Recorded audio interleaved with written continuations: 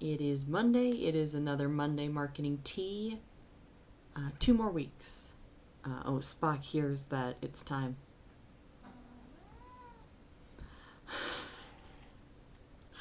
2 more weeks, and then I'll take a bit of a holiday break. After, what is that, December 15th will be next week. So,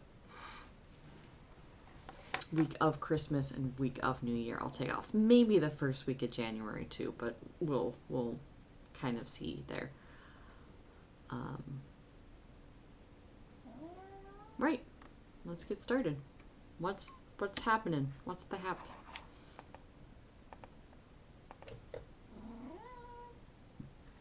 Yeah, so AI mode rollout. So this was something that I don't think I've seen in my search results yet. But it is kind of a tricky thing that Google's doing. So Google has rolled out AI Overview for everybody.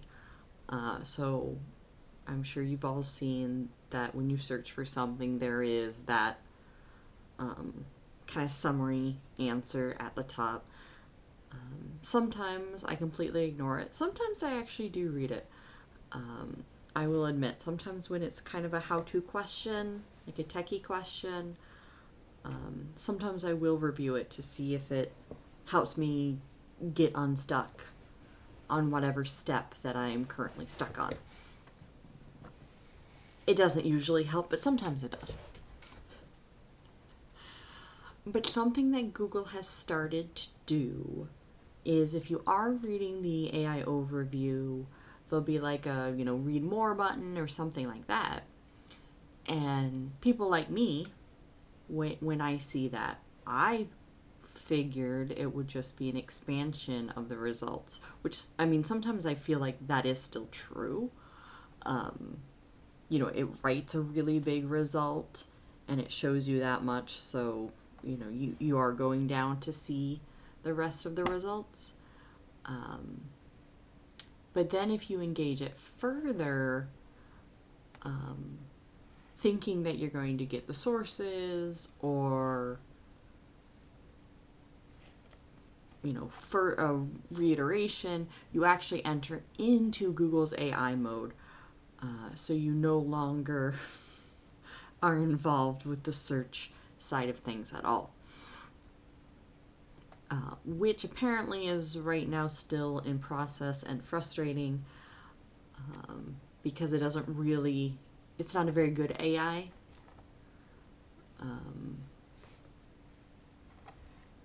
It doesn't really remember what you've been doing because you're switching modes. So be on the lookout for that. I don't really know what the advantage is for the user there.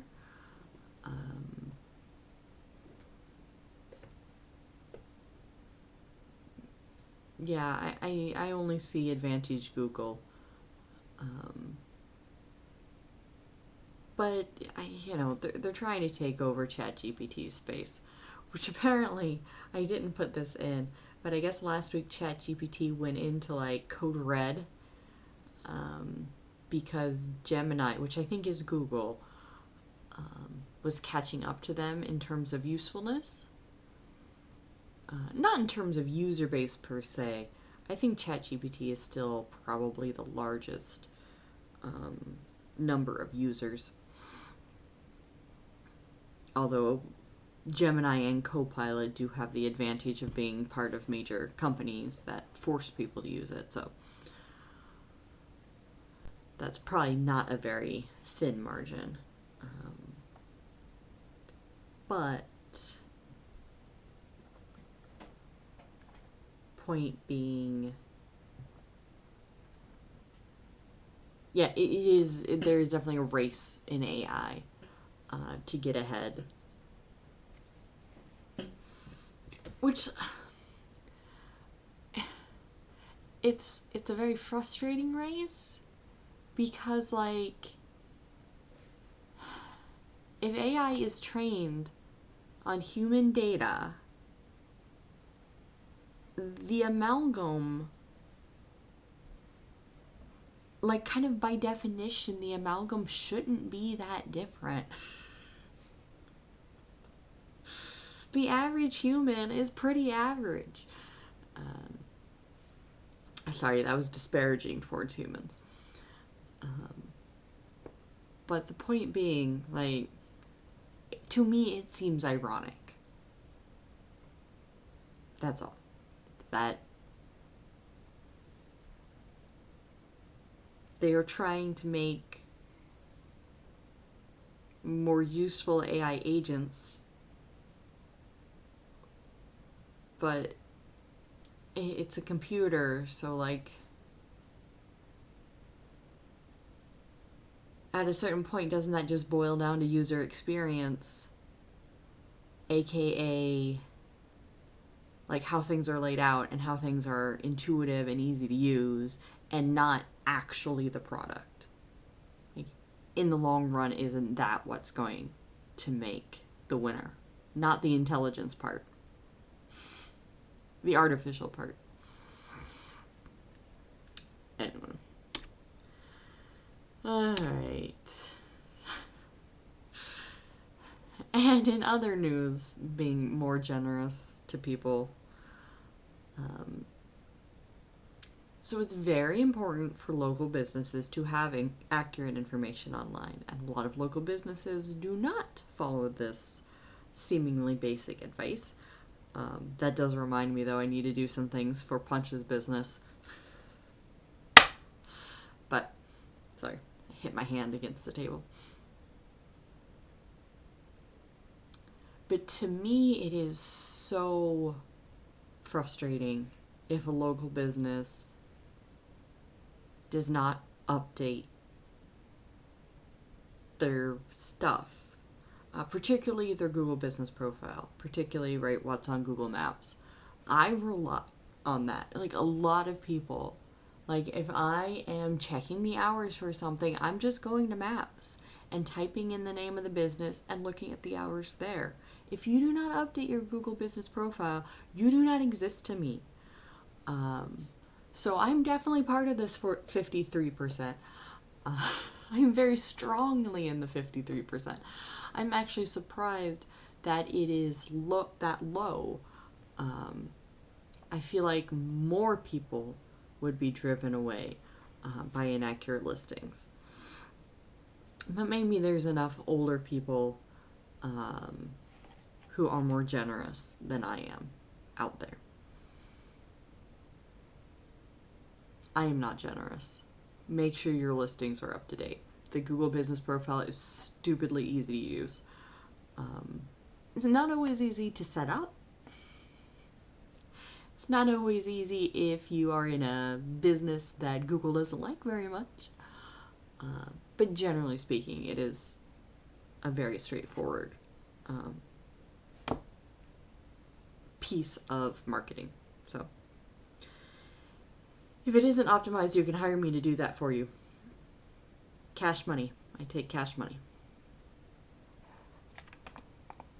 Compound interest. Now, this was interesting.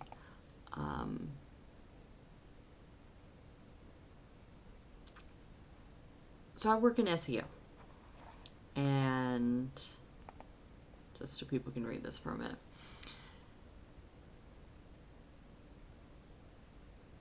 It is a very interesting time to be in search engine optimization because it's certainly not the beginning of it. I don't even know how old Google is now. And before that, there were other search engines. But now we have the AI search as part of the mix. And younger generations expect more online visibility. So it's a really great time to be in SEO. But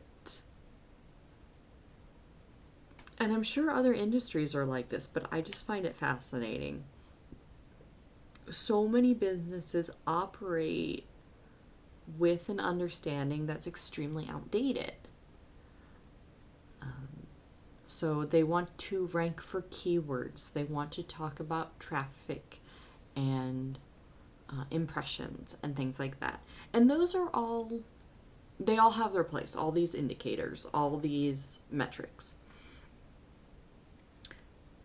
But especially as we move into zero click searches and AI, the exact connection between search and sales, the important thing, getting money, even with very ethical, businesses, even with nonprofits, like at a certain point, you need donors, you need customers, you need money. And things need to be oriented towards the success. The financial success of the business does matter.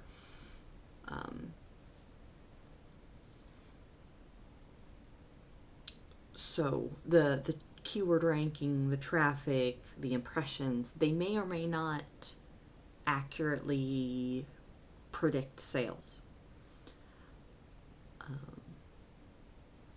On the other side, something that people kind of don't consider,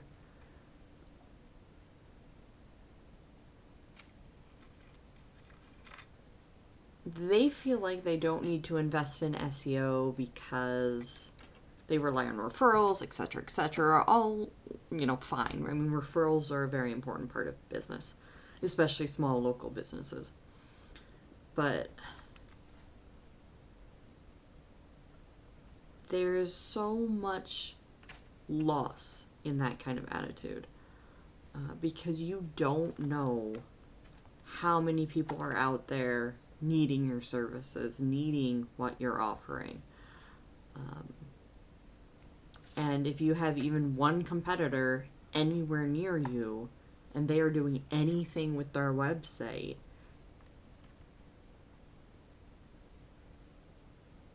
you're driving business to them, essentially.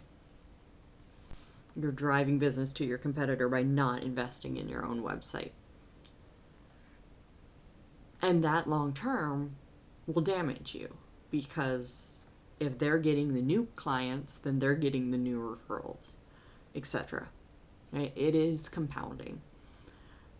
And that was the key takeaway of an article I read recently, that SEO is compound interest. It is like, a financial investment.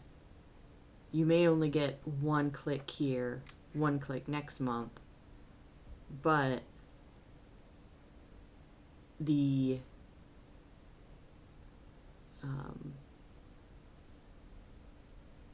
it starts to snowball from there.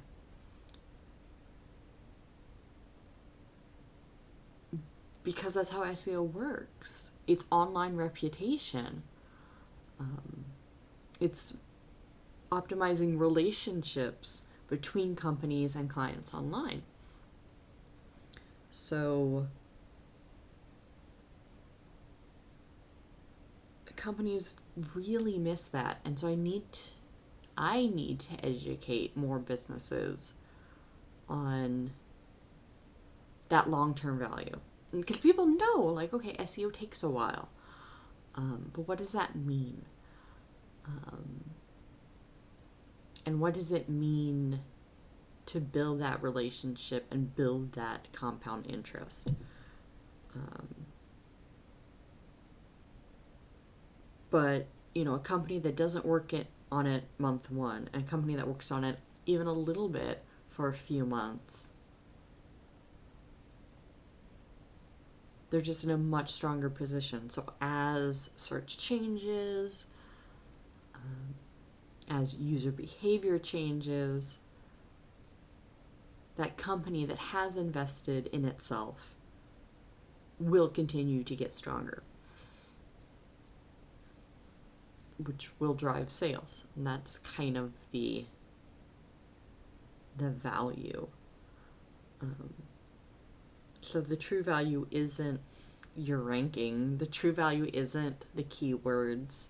It's not any one single metric. The true value is the strength of your online reputation.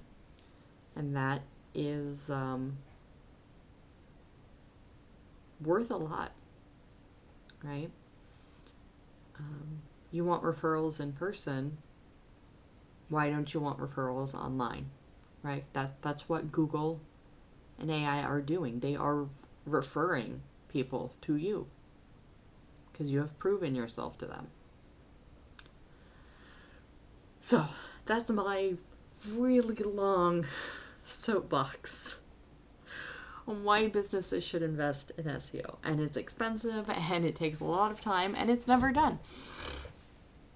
But, you know, if you would put, you know, $500 a month in an investment account, then you should put $500 a month in your business account. So that's my 2 cents on the subject. All right. Did everyone do their writing challenge of the week? I did. I mean, I wrote a little bit yesterday in the afternoon and a little bit in the evening. And it was good. And I had a bit of that. Of course you didn't. And I had that reminder from myself that if I want to be a better writer, which I do, I have to keep writing and I have to keep trying to, you know, publish and get people to respond to my writing, which is really the challenging part. You know, I can write a ton in a vacuum, but whether or not it's improving is anybody's guess. So the fun challenge is to write 5 email subject lines for, you know, your business, even just for friends, right? What are some fun holiday update email subject lines? I'll probably try to use one. I have a newsletter that goes out on Friday. And it's usually just like your monthly newsletter or whatever. I don't even remember what I call it. So I will,